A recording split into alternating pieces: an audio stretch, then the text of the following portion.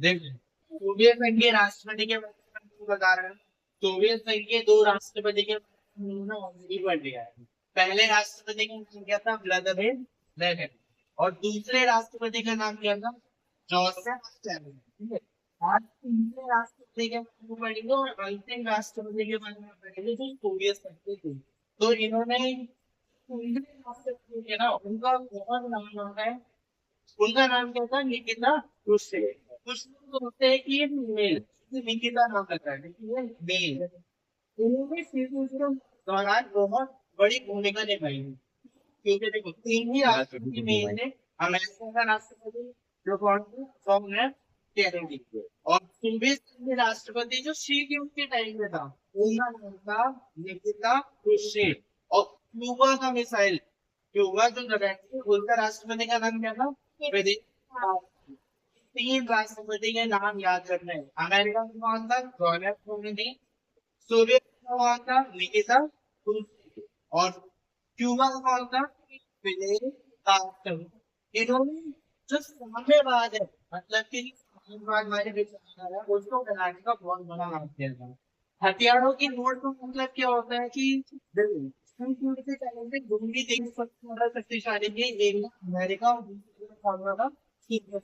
तो अमेरिका जितने भी हथियार बनाता है, उन हथियारों की होड़ होड़ मतलब उनसे कॉम्पिटिशन करने का काम सोवियत शक्ति कर रहा था। ऐसे दोनों महाशक्ति अमेरिका और सोवियत दोनों हथियार बना रहे थे।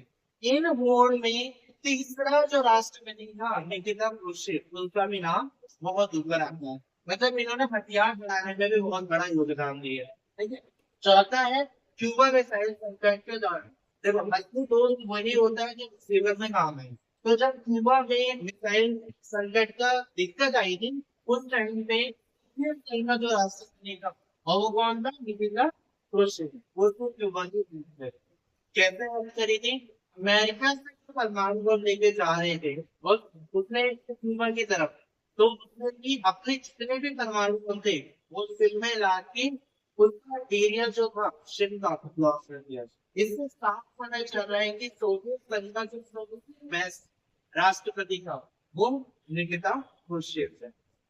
नेक्स्ट है, जिसने जिसका नाम गलत ही पढ़ते हैं, मिखाइल गोर्बाचेव नाम है। मैं ऐसे याद किया था कि गोर्बाचेव ने सोवियत संघ में पूरा गोबर कर दिया। क्यों भाई? क्योंकि इसका जो काम था ना वो बहुत ही ज्यादा बेकार था। कुछ लोग कहते हैं कि मिखाइल गोर्बाचेव बहुत अच्छा राष्ट्रपति था। ये इनका जन्म 1931 में हुआ था। ये सोवियत संघ के लास्ट राष्ट्रपति थे। कौन से नंबर के राष्ट्रपति थे?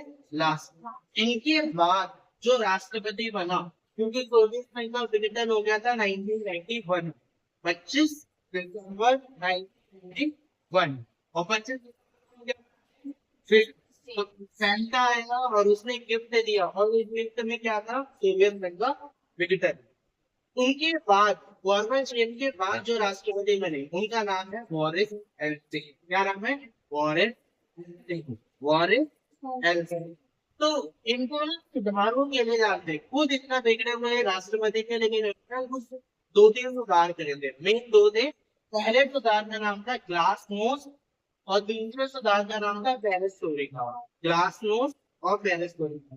ग्लास नोज का मतलब होता है कि खुलापन।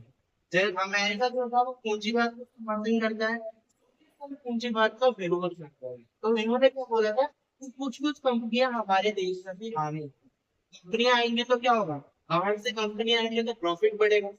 तो जो विधायक गोर्बाचेव थे, इन्होंने धीरे धीरे अमेरिका से ही हाथ मिलाना स्टार्ट कर दिया था। सोचो, दोनों ही दुश्मन अगर एक दूसरे के साथ हो जाए तो फिर लोग क्या दुश्मन रहेंगे? तो ऐसे में सोवियत संघ जिसके लिए जाना जाता था साम्यवाद के लिए, वो उनको असली के लिए ही था। क्योंकि वो किसके लिए थे? साम्यवाद के लिए। और मिखाइल गोर्बाचेव ने क्या करा?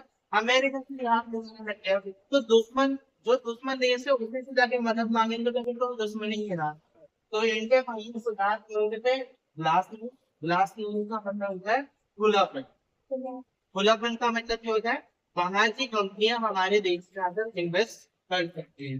पेरिस्टोरिका का मतलब है ये लोकतंत्र के विरोध में थे। किसके विरोध में थे? लेकिन अब मिखाइल गोर्बाचेव ने बोला कि देश में लोकतंत्र की जरूरी है। ऐसे में इन दोनों सुधारों की वजह से सोवियत संघ बेचारा उसमें एंड हो गया। सोवियत संघ था क्या, 15 देशों का मिला जुला देश था, एक ग्रुप था, एक समूह था। तो ग्लास का मतलब खुलापन होता है, वो पेरिस्टोरिका का मतलब क्या होता है, पुनर्रचना। पुनर्रचना का मतलब है दोबारा से रचना करना। अब इससे हुआ क्या था, इसमें ये हुआ था कि जो लोकतंत्र को समर्थन नहीं करते थे, समाजवाद का समर्थन करते थे सोवियत संघ, उस चीज को हटा के अब धीरे धीरे अपने देश में लोकतंत्र लाता है। तो यहाँ तक तुम्हें यार समझ में आई है? इसमें ऐसा कौन सा पॉइंट है जो तुम्हें समझ में नहीं आया? याद रखने वाली बात ये है कि मिखाइल गोर्बाचेव कौन था, जन्म का वो 1931। इन्होंने किया क्या, लास्ट राष्ट्रपति थे कहाँ के, सोवियत संघ के। कब बने थे, 1985 में बने थे। ठीक है, कब तक रहे, 1991 तक रहे। इनका मेन काम क्या है, जो भी पॉलिसी, ग्लासनोस्ट और पेरिस्टोरिका। ग्लासनोस्ट का मतलब खुलापन, पेरिस्टोरिका का मतलब पुनर्रचना। बस इतना याद कर लो, मिखाइल गोर्बाचेव के लिए काफी है। और कोई डाउट, और कोई डाउट नहीं है इसको?